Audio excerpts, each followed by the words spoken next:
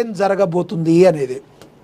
ఇక అదేవిధంగా చూసుకుంటే హైదరాబాద్ మెట్రో రెండో దశకు కేంద్రం గ్రీన్ సిగ్నల్ ఇచ్చింది. 50% నిధులు ఇచ్చేందుకు సుముఖత కూడా మరి వ్యక్తం చేస్తుంది. ఇది గతంలో ఎలాంటి ప్రైవేట్ సంస్థతో మరి రాష్ట్ర ప్రభుత్వం కూడా మిళితమై ఉండేది, కానీ ఈ రోజున మొత్తాన్ని కూడా రాష్ట్ర ప్రభుత్వం చేతుల్లోకి తెచ్చుకుంది. కాబట్టి తద్వారా ఏంటంటే మెట్రోకు సంబంధించి మరి 50% నిధులు ఇచ్చేందుకు సుముఖత. మూసీ ప్రక్షాళన అమృత్ 2.0 కింద 3,975 కోట్లతో 39 ఎస్టీపీలు మంజూరు. కేంద్ర మంత్రి ఖట్టర్తో కిషన్ రెడ్డి భేటీ అయ్యారు. హైదరాబాద్ ప్రజా రవాణా పారిశుద్ధ్య మౌలిక వసతుల ప్రాజెక్టులపై సమీక్షించారు.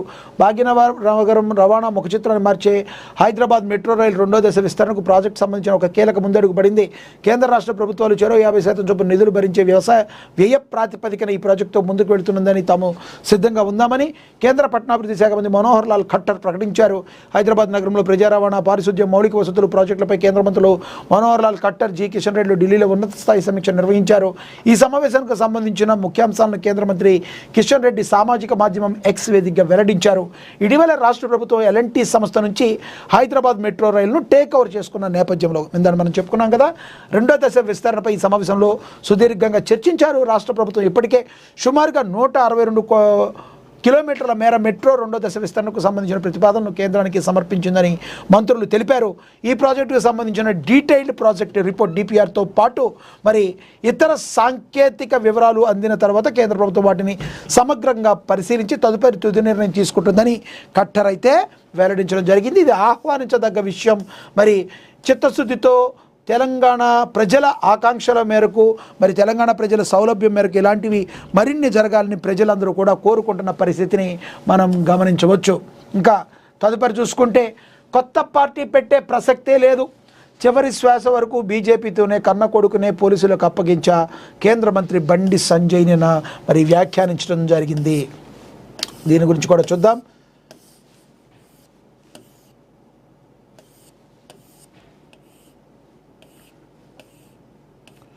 చివరి శ్వాస వరకు బీజేపీతోనే కన్న కొడుకునే పోలీసులకు అప్పగించే కేంద్ర మంత్రి బండి సంజయ్ తన చివరి శ్వాస వరకు భారతీయ జనతా పార్టీలోనే కొనసాగుతానని, ప్రాణం విడిచాక తన భౌతిక కాయంపై బీజేపీ జెండానే కప్పాలన్నది తన ఆఖరి కోరిక అని కేంద్ర మంత్రి బండి సంజయ్ కుమార్ తెలిపారు.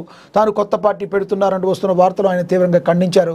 తన రక్తంలోనే బీజేపీ పట్ల అపారమైన ప్రేమ ఉందని, కొత్త పార్టీలు పెట్టే చిల్లర మల్లర రాజకీయాలు చేసే ఆలోచన తనకు ఏమాత్రం లేదని స్పష్టం చేశారు. ఇటీవల తన కుమారుడు అరెస్టు వివాదం తర్వాత తొలిసారిగా నాంపల్లిలోని తెలంగాణ రాష్ట్ర బీజేపీ కార్యాలయానికి వచ్చిన ఆయన ఈ సంచలన వ్యాఖ్యలు చేశారు. తన వ్యక్తిత్వం, నైతిక నిజాయితీతో ఏంటో తెలంగాణ ప్రజలందరికీ బాగా తెలుసునని, సోషల్ మీడియా వేదికగా తన ఇమేజ్ను దెబ్బతీసేందుకు ప్రత్యర్థులు కుట్ర చేస్తున్నారన్నారు. తన రక్తంలోనే బీజేపీ సిద్ధాంతాల పట్ల అపారమైన ప్రేమ ఉందని, చివరి శ్వాస వరకు భారతీయ జనతా పార్టీతోనే కొనసాగుతానని బండి సంజయ్ స్పష్టం చేశారు. తనపై పార్టీపై జరుగుతున్న ఈ దుష్ప్రచారాన్ని ప్రధాన సూత్రధారి కేటీఆర్ అని ఆయన ఆరోపించారు. కేటీఆర్ ఒక ఫేక్ మీడియా ఫ్యాక్టరీకి నడుపుతున్నారని, పని కట్టుకుని తను డ్యామేజ్ చేసేందుకు పెయిడ్ బ్యాచ్తో సోషల్ మీడియాలో అసత్యాలు ప్రచారం చేస్తున్నారని మండిపడ్డారు. రాజకీయాల్లో నాయకులు తమ కుటుంబ సభ్యులు తప్పు చేస్తే అధికార బలంతో వెనకేసుకురావడం చూస్తుంటామని, కానీ ఈ విషయంలో తన చరిత్ర పూర్తిగా విభిన్నమని బండి సంజయ్ కుమార్ చెప్పారు. తన కుమారుడికి సంబంధించిన ఒక వివాదం గురించి సమాచారం వచ్చిన వెంటనే ఒక తండ్రిగా తన అధికారాన్ని ఉపయోగించి కాపాడే ప్రయత్నం చేయలేదని, కన్న కొడుకును స్వయంగా తీసుకెళ్లి పోలీసులకు అప్పగించిన నైతిక చరిత్ర కలిగిన నాయకుడిగా తాను ఉద్ఘాటించారు. తెలంగాణలో కేసీఆర్ 10 ఏళ్ల అహంకారపూరిత కుటుంబ గడీల పాలనకు చర్మగీతం పాడింది బీజేపీయేనని, వారి కోటల గోడలను బద్దలు కొట్టింది తామేనని గుర్తు చేశారు. ఆ ఫ్రస్ట్రేషన్ అక్కస్తోనే ఇప్పుడు తన వ్యక్తిగత దాడులకు దిగుతున్నారని, తన అరెస్టు ప్రచారాల గురించి కోర్టులోనే అన్ని తేలనున్నాయని బండి సంజయ్ కుమార్ తెలియజేశారు. బండి సంజయ్ కుమార్కి అవునన్నా కాదన్నా మరి తన కొడుకు వలన కొంత ఆయన మీద మచ్చ ఏర్పడిన మాట వాస్తవం.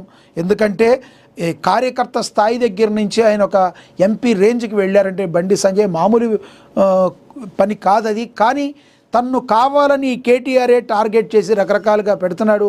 నేనేదో కొత్త పార్టీ పెడుతున్నానని ఒక పిచ్చి మీడియాలో పిచ్చి రాతలు రాపిస్తున్నారని బండి సంజయ్ అయితే ఫైర్ అవటం అయితే జరిగింది. కేసీఆర్ అహంకారపూరితానికి ఇది నిదర్శనం. నా కట్టె కాలే వరకు నేను చనిపోయిన తర్వాత కూడా బీజేపీ జెండాను నా మీద కట్టాలనేదే, నా మీద పెట్టాలనేదే నా యొక్క కోరిక, చివరి శ్వాస వరకు కూడా బీజేపీతోనే ఉంటాను. నేనేంటనేది అందరికీ, నా తెలంగాణ ప్రజలందరికీ తెలుసని కొంత భావోద్వేగంగా ఆయన మాట్లాడటం అయితే జరిగింది.